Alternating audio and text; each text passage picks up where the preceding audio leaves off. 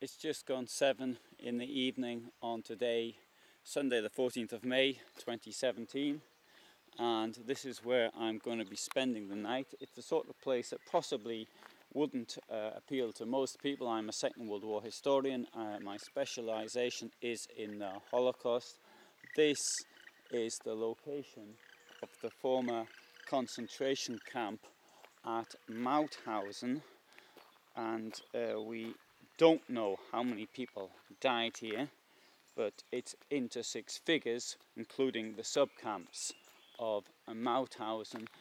Mauthausen was based around this quarry, which we can see in front of us right now, and this was the location of terrible suffering for many people. Many people were actually killed here.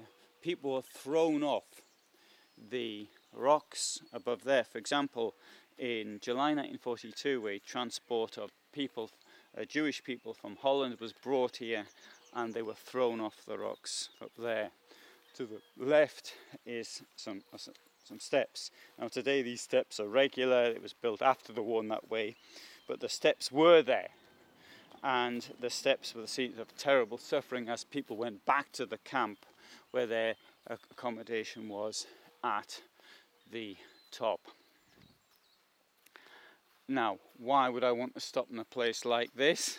To me, quite frankly, it doesn't bother me, and I think if anything, I don't believe in ghosts, but even if I did, the ghosts of the dead here aren't going to harm me, because I spend a great deal of time documenting what happened to them, and the people who might have wanted to harm me are the Nazis who didn't actually die here.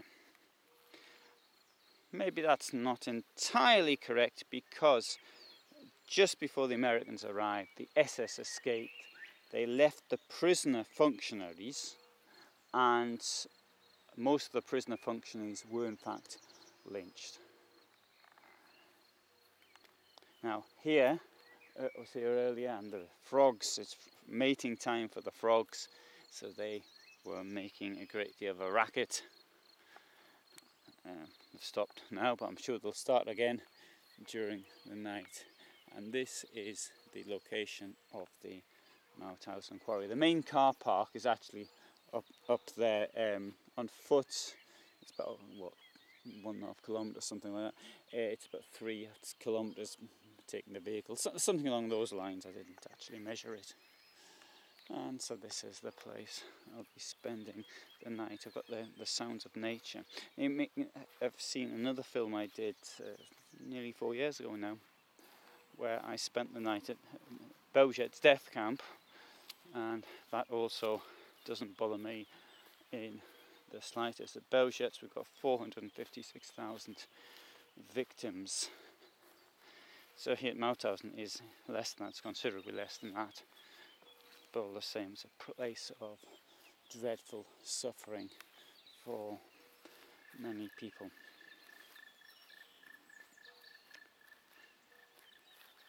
I appreciate the contact with nature, the sounds of nature that you can hear right now, the various animals that we have contact with. Last night I slept at a place next to a waterfall. It was next to us, about a couple hundred metres from the waterfall, but I could hear it during the night, and I found that particularly attractive. So this is what, for me, camping's all about. It's this contact with nature, and this ability to get out like this does allow me to write things. And if you're interested in history, you might want to see my Facebook site, which is called Alan Heath's History Page, or you can look up History Site.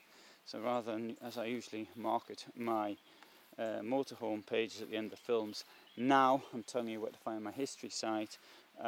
There's also a lot of more material. There's a couple of